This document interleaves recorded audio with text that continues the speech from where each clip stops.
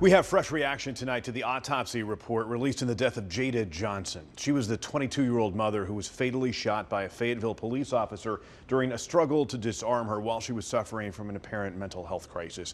According to the autopsy report, Johnson suffered 17 gunshot wounds, including a gunshot wound to the head. Tonight, her grandfather telling Eyewitness News Jada's family and friends are horrified by that report, and they're questioning why she was shot in the head. The FBI continues investigating the case. Sheldon, little bootleg ass studio. What's the motherfucking deal, man? Welcome back to Sheldon's bootleg ass studio, where you come to kick it, vibe out, and shoot the shit with Sheldon. Say, if you ain't subscribed to the channel by now, you're doing myself and yourself a disservice. Go ahead, hit that subscribe button, hit that like button, and tap that notification bell as well. That way you are amongst those who are notified as soon as I release new content. Also, don't be shy. Drop me some of that comment section, that way I can familiarize myself with you and recognize who you are as we are reacting to these videos or covering this news like we're doing today. And I appreciate all my viewers, so if you drop me some of that comment section and I see it, I will respond to it. So you might just want to be on your best behavior, because if you's a troll, I will get on your dog ass, indubitably. Video of today, man. Shout out to Tammy for sending me this on Instagram. We have an unfortunate situation coming up out of Fayetteville, North Carolina. Says North Carolina police shot young Fayetteville woman 17 times. Autopsy shows new details emerged from July death. Alright, so without further ado, I'm gonna need you to go ahead and hit that like button as you follow up in here. The link in my description goes to my second YouTube channel, Vybez TV. Help me get to 1,000 subscribers over yonder. And without further ado, let's go and get to it right now. If you ain't fucking with my nigga Sheldon, nigga, fuck you. Yeah. All right, so according to WECT News, North Carolina police shot young Fayetteville woman 17 times. Autopsy shows, and new details emerge from July's death. Fayetteville woman, North Carolina. The autopsy and toxicology reports returned in the officer-involved shooting death of a young Fayetteville woman are shedding a new light on the case. Jada Johnson, 22, was shot 17 times by law enforcement on July 1st, according to her autopsy report released Tuesday. One bullet entered the right side of Johnson's head, injuring her scalp, brain, and skull, the report said. A second gunshot wound to the head, which went in and exited the right side of her head, created a depression and a skull fracture. Johnson's autopsy revealed all locations on the body where she was shot. One penetrating gunshot wound of head, one perforating gunshot wound of head, one perforating gunshot wound of right forearm, one penetrating gunshot wound of right arm shoulder, two penetrating gunshot wounds of right hip torso, four perforating gunshot wounds of torso, five penetrating gunshot wounds of torso, two penetrating gunshot wounds of torso, right shoulder. The shooting happened at the woman's grandfather's home on Colgate Drive in Fayetteville just before 10 p.m. on July 1st. Officers arrived to the home initially to call about a break-in. Rick Owanski, her grandfather, said his granddaughter suffered from mental illness and was convinced her boyfriend was trying to get inside and kill her. He said he explained the situation to officers, but things escalated. She thought the boyfriend was here to kill her, and they, the police, ended up murdering her right in front of us, Owanski said. Damn. Damn. The autopsy stated Johnson's manner of death was homicide. Her grandfather said the boyfriend was abusive and she was trying to end the relationship.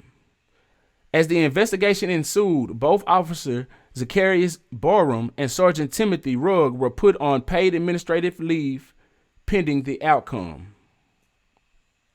Not surprised. What complicated the investigation was Johnson pulling a gun and threatening to commit suicide, police previously said. A state warrant filed by the State Bureau of Investigation revealed Sergeant Rugg attempted to disarm Johnson when she went to drink water with her gun under her arm. Police previously told CBS 17 there was some type of struggle that followed. There was no wrestling, no struggle. There was nothing like that, Owanski said previously. The warrant said Officer Borum fired his gun that killed Johnson after she broke free of Sergeant Rugg and attempted to grab her gun. CBS 17 knew Johnson suffered multiple gunshot wounds September 12th after obtaining her death certificate, but was not aware of the details released in Tuesday's autopsy. Her death certificate only read multiple gunshot wounds of head and torso. Furthermore, Johnson's toxicology report was released Tuesday too. It revealed Johnson was under the influence of 0.32 milligrams of methamphetamine and in the possession of unknown pills that were found in a plastic bag on her person. All her organs, despite the gunshots, were normally located. No other information is known at this time. Sheldon, little bootleg ass studio. We got a video, so stick around. I'm finna play this video. We got a news clip. Stick around. Hit that like button. You know organ harvesting is a real thing. And this is a young black woman. Just check out organ harvesting and black people with it.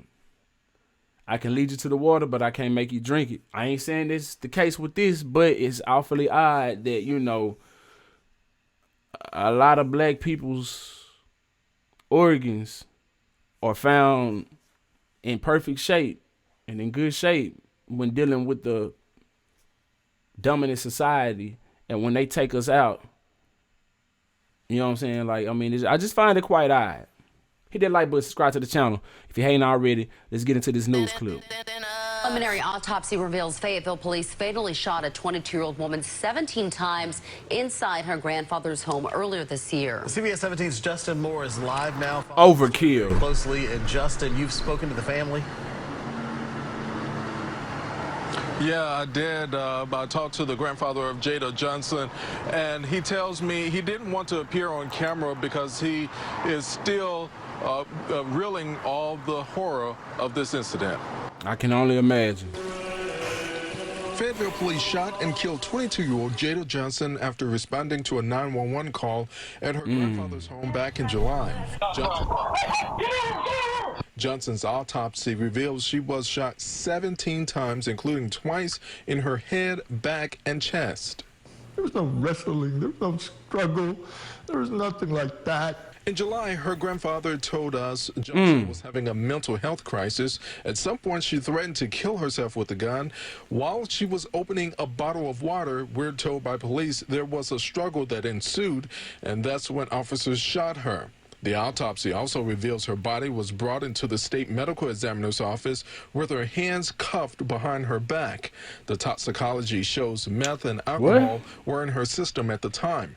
Both officers involved have obtained attorney Parrish Daughtry, the same attorney who represented an off-duty Cumberland County deputy accused of shooting and killing a man earlier this year. Meanwhile, Johnson's grandparents have also hired an attorney. Now, I talked to SBI earlier today, and they told me they have turned the case over to the North Carolina Conference of DAs for review. Live in Fayetteville, Justin Moore, CBS 17 News. All right, Justin, thank you. Sheldon, little bootleg ass Man. studio. 17 times though. I feel like after that second shot, everything was good. See, they get trigger happy. I feel like once they let one go, it's like climaxing when you having sex, and you just get the these fools get the feeling they self, man. 17 times, that's overkill. There's no reason for you to have to do that. You had like she was coming at you with great force, the hook. You know what I'm saying? That shit don't make no sense. Don't make no sense. And the grandfather, he called he called the police. Did I read that correctly? I'm guessing maybe she called the police thinking that her boyfriend was trying to break in. I didn't really get that part. Maybe they mentioned it in the news clip. I have to go back and watch it. But this is a very sad situation, man. This happens time and time again with family members who have mental illnesses. I mean, you can just pull it up on YouTube. There's video after video of a family member calling in, or maybe themselves, like this situation. I believe maybe she called in. I don't know. But a family member called in the police when a family member is having a mental breakdown, and instead of, I don't know, who else could we call at that point, you know? But they shouldn't call the ones with the guns that's ready to shoot them, especially when it's not really needed, I guess. My heart goes out to the family member. My heart goes out to her. May God rest her soul. Yeah. These trigger-happy police, man, they done it again.